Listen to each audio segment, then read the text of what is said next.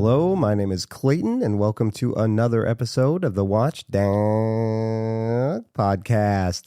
I'm a professional dog runner and watch enthusiast talking to his pals about dogs and watches. Thank you so much for listening. You know I appreciate it. I hope you are all doing well. If you are into podcasts hosted by one guy who's very inconsistent with his episodes, this is a show for you. Yeah, I know. I was on a really good string of consecutive weeks doing an episode and then fell off the cliff. It was a busy month in terms of work and then races. I think there were 5 out of 6 weekends there where I paced either a marathon or a half marathon on a Saturday or Sunday. So just burn the candle at both ends. No excuse, but that's probably the reason why you haven't gotten one in a little over a month. Racing season is over now. I am going to train for a marathon that's coming up in June in Duluth, Minnesota, and I'm hoping I'm going to be 47 at the time of that race, but I'm hoping to get between a 3:20 and a 3:30, so that means long runs on the weekend, but, I can kind of do it close to home. It won't be the time commitment of pacing a race. So long story short, yes, hoping now we get on a regular string of episodes once again here. Thank you for sticking with me. I heard from some of you wellness checks, hadn't heard from me in a long time. Reached out on Instagram to see if I was okay. Oh, that means a lot. And also kind of makes me sad. Like, oh, damn it. I fell off the wagon again, doing regular episodes. I've just been burnt out. You know what I did the other day, which I don't think I've done in the 7 years I've been into the hobby. I did not wear a watch. It was a Thursday, too. It wasn't like it was a Saturday or Sunday where I had nothing to do. I am heavily reliant on a digital watch, a G-Shock, for work. I time my dog runs, my groups out at a farm that I rent. If you don't know what I do for a living, I have a dog excursion business, and I take dogs out to a fenced-in property, and we play off-leash. I time that with my G-Shocks, with the stopwatch and timer function. I left the house. I didn't even realize it right away. I went to look at my watch as I was driving, and I said, oh, shit. I forgot a watch. Oh, man, that never happens. I got home about 4:30. It was a very active day, and I kind of just stayed on the couch. I didn't even put a nice watch on after work. I don't know if that means I'm burned out on the hobby or just burned out on life. That's probably the latter there is probably the right one. But, oh, man, what kind of watch enthusiast am I? I did not wear a watch on a weekday for probably the first time since I've been in the hobby. So has that ever happened to you? You either forget or you just don't have the will to put one on. Now, I know some of you work from home and you don't even wear watches when you work from home because what's the point, right? You're not really doing anything. You're not going anywhere. I feel naked without a watch.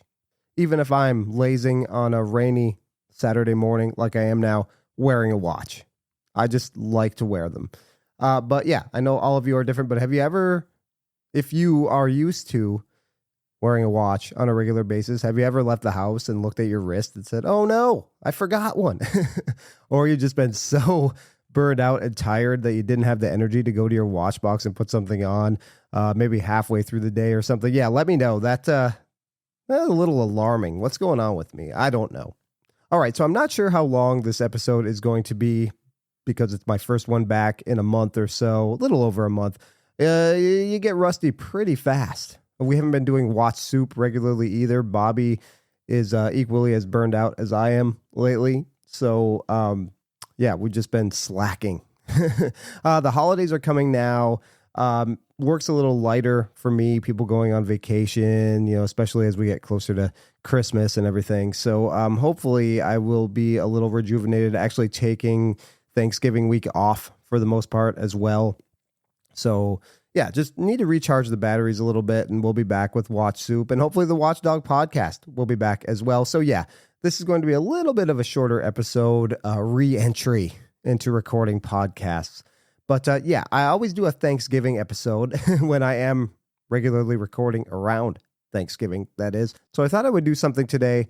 Watch features I am thankful for. And I want to hear from you as well. What are your watch features that you are thankful for? It can be movement, it can be complication, it can be bracelet, clasp, whatever. Things that you look for. And then when you don't have them, when you buy a watch and they're lacking, right? It makes you thankful that, oh boy, I'm glad I have my Rolex Submariner that gives me all the things this Dive Watch X is missing, right? Things we might take for granted until we wear a watch where they're not present, and then we miss them real fast. That's what I'm talking about today.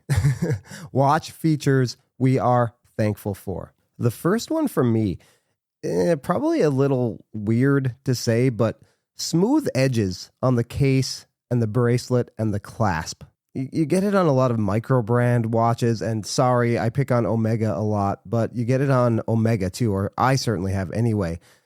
Man, they don't necessarily cut you, but when you're running your finger along the lines of a watch that costs $6,000, $7,000, $8,000, it should not feel like a $200 micro brand. And I'm sorry, with Omega, that certainly happened. Oisin O'Malley made a big stink about it when the 3861 Speedmaster was released, but he wasn't lying. I had one of those and very disappointed. The clasp, it digs in. I like to wear my watches on the tight side, and if you do, you feel it. That's what makes me a little nervous about the new Planet Ocean that was released this past week. If you saw those, as my good friend Dirk, former guest of the podcast, pointed out, it looks like a Cybertruck with all the angles the case definitely does.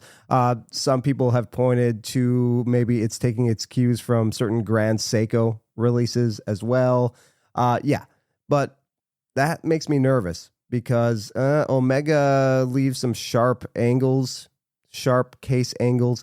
And I don't know. I have to try that watch on, of course, but I like to wear it tighter, and that would make me nervous. So yeah, Rolex does it really well. It's crisp. The edges are crisp, but they're also smoothed out to the point where you don't feel them when you wear it. It's comfortable. My Breitling, same thing. The edges are crisp, clearly defined, but you don't feel it on wrist.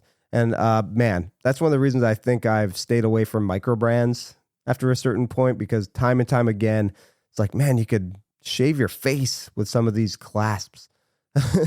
I really can't pinpoint any one watch in particular, but man, I think like Zelos, the early Zelos models that I had, the clasp edges were really sharp. I mean, you could straight edge shave your face with those things, and some other brands as well. So yes, I really appreciate a smooth, comfortable watch, the edges of the clasp, bracelets, and case being nice and comfy.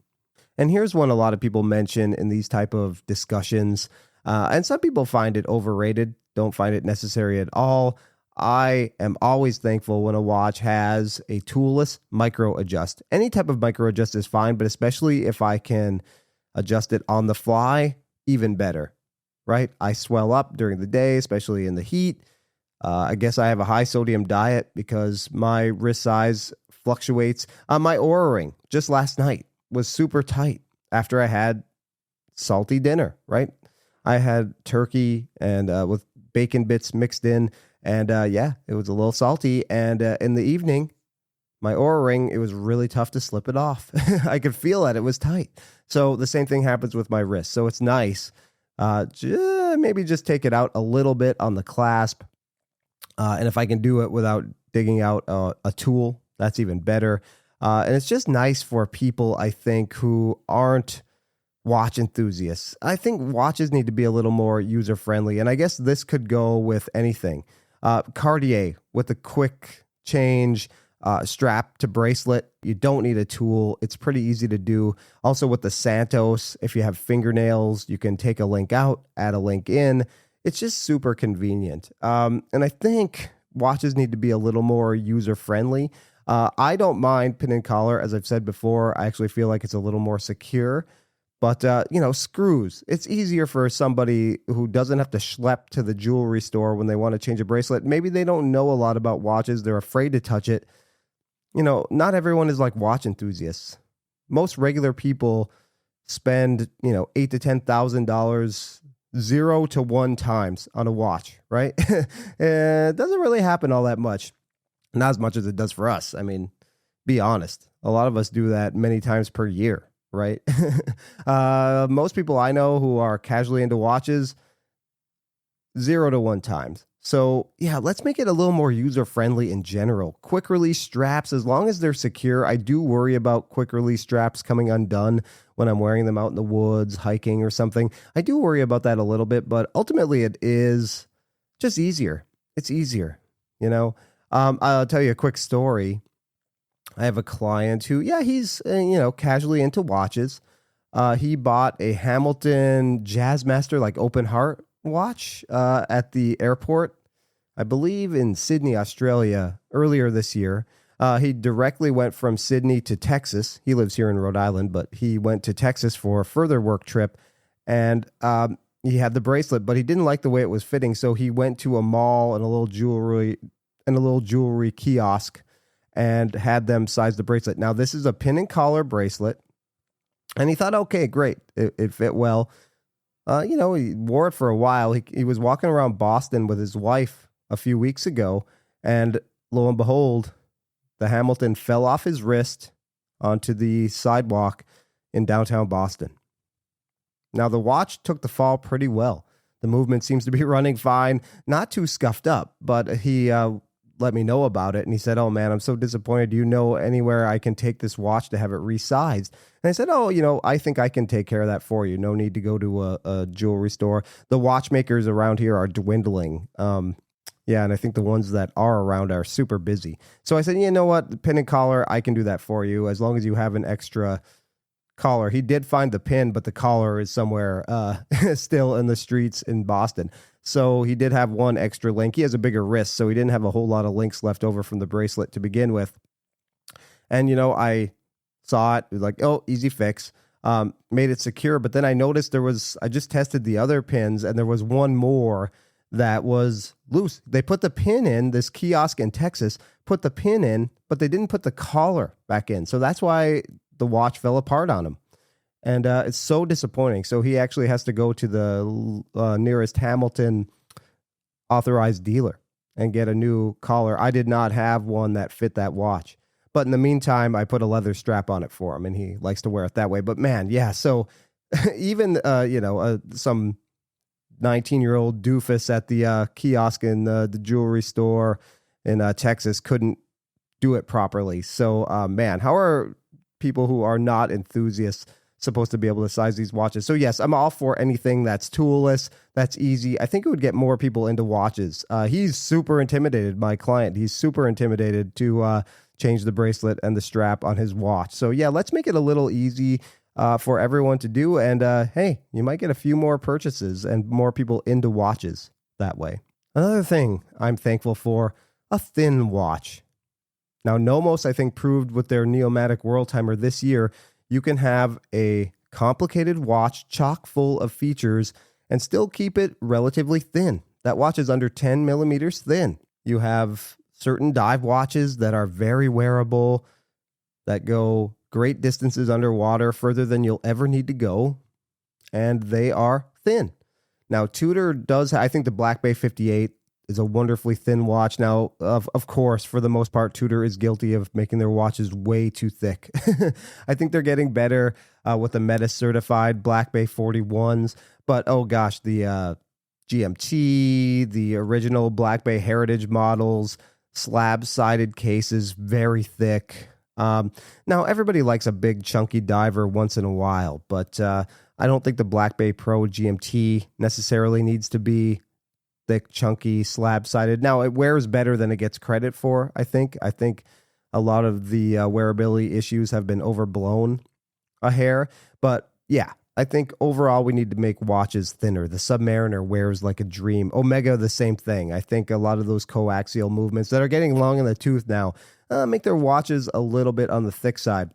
The aforementioned Planet Ocean reboot, the 4th generation that came out this week, a little more wearable. And the lug to lug is much shorter. So, I'm not sure how I feel about them.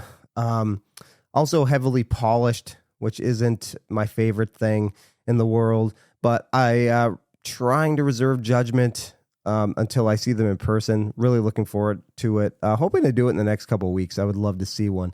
But yeah, at least they thinned it down a little bit. And I think as Omega develops new movements and update to what's in their lineup right now, hopefully they hear the complaints and they make everything a little bit thinner. But yeah, that's always a knock on brands like Omega. So yeah, it's always nice to have a thin watch that will fit under the cuff. And weight in general is a big deal with watches. It often gets neglected. We focus on diameter, right? But weight is a big, big deal. And oftentimes thickness has a lot to do with that. And that leads me into my next thing I'm thankful for, titanium. I have the SNR, Seiko SNR 045, a spring drive powered dive watch, part of their LX line. That watch is very thick, 16 and a half, something like that, millimeters thick. But since it's made of titanium, a super lightweight material, I often forget I'm wearing it until I bump into something because it does stick out because it is so thick. But yeah, titanium makes these big chunky watches more wearable. I love the way they look, a little darker tone. I love the way Citizen does titanium with the Duratect. They're super titanium. I love the color of the material. Yeah, I'm just a big titanium fan. I think someday I could have a collection exclusively made up of titanium watches. I think that is a possibility. I guess it is nice to have one, big boy, heavy steel watch that makes a statement. I guess that's pretty cool to have in the collection. But overall, you know what? Lightweight comfort is what I'm into. As an active guy, it's nice to forget that you're wearing a watch. The other day, I forgot to wear a watch. But ideally, when I remember to wear a watch, it is nice to forget that you're wearing one. That's a compliment to the watch, I think.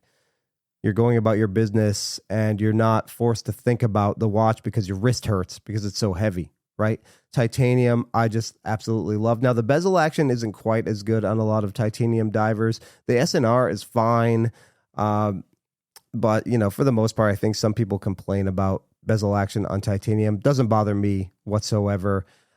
It does pick up scratches a little easier. I've done an episode way back in the archives about why titanium scratches. It is technically a harder material, but it does scratch easier than steel. That doesn't bother me. I love scratches. I'm going to do a whole episode, I think, on scratches coming up. I saw a Facebook post recently that was interesting about scratches and then the discussion that stemmed from that post. So I think one of these episodes here, I'm going to talk about scratches. I have strong opinions on it. Might be offensive to some people, but yeah, we'll table that anyway. But yeah, titanium watches to me are the best. I absolutely love them. Some people don't like it. Makes watches feel like a toy. I have a local friend here who loved the SNR, but he picked it up and he said, you know what? It feels like a toy to me. He's like, I don't know that I could wear this as much as I love this watch. He wanted to check it out for so long. And then I think maybe the titanium, kind of soured him on the watch a little bit, especially quartz titanium watches. The Citizen that I had feels like a toy. It's super light. It's a thin watch to begin with, 38 millimeter watch. So then you pop a, Eco Drive solar quartz movement into that. It's crazy light. It does feel like a cheap toy in a way. And if people kind of feel that way about titanium, they're less likely to spend big money on titanium watches. And especially if you pair it with a fabric strap or something like that. A friend of mine has a titanium Bertucci watch that he uses for target shooting. He goes to the gun club and shoots clay targets. He loves it, but it's, again, to a person who isn't into that, it feels like a cheap plastic toy. So yeah, I love titanium, but I understand why some people may not appreciate it. Another thing that I'm super thankful for with watches is a dive bezel. I guess you could just say something to fidget with, but especially a dive bezel, a traditional count up dive bezel, it's useful for me. I time a lot of things. Again, if I do wear a dive watch for work, I typically, of course, like I said, wear a digital watch like a G-Shock that I can time things with. But when I don't have that in its absence, I can use a dive bezel to do that.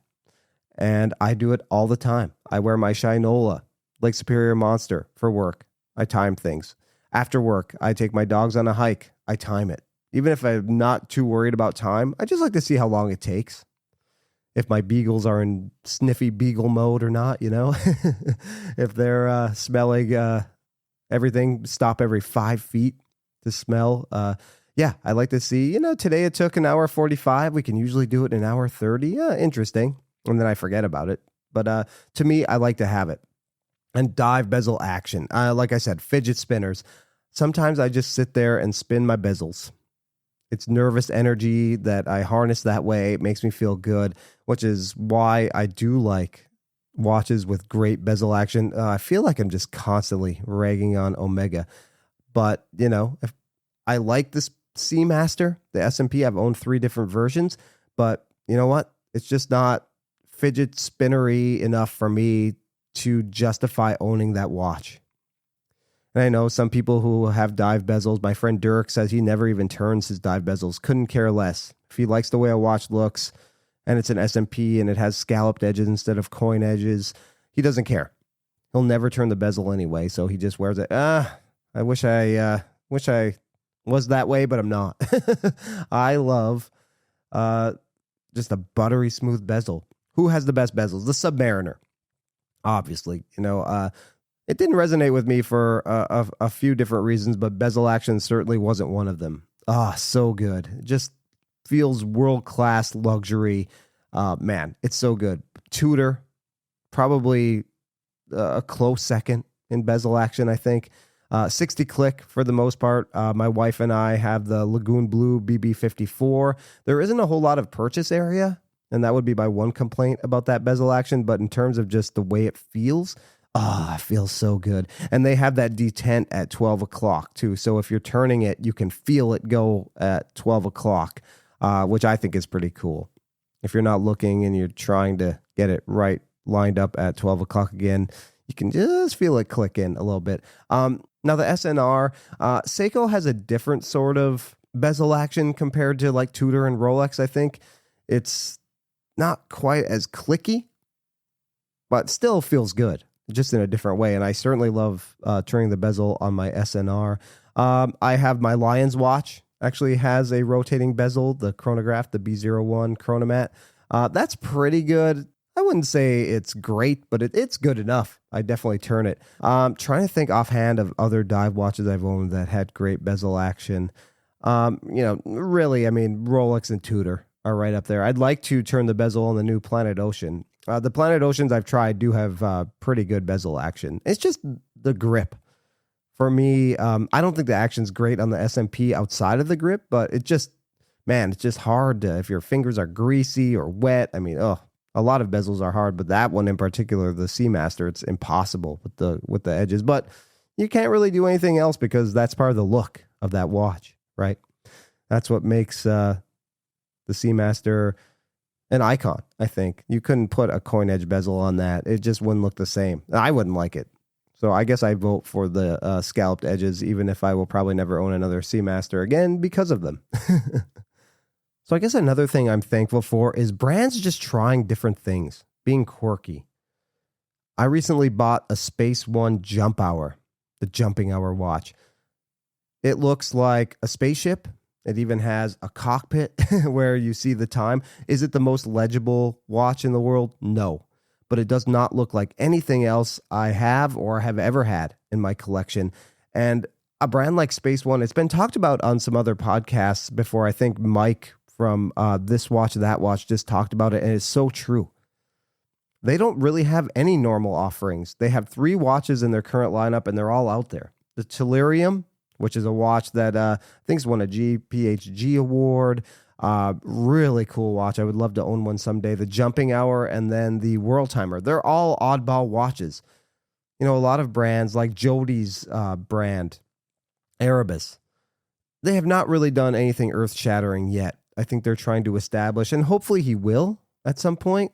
But again, he just came out with another pre-order for his HAQ version of the Ascent, I believe. They're pretty milquetoast, right? They're cool watches, and I'm sure they're fine.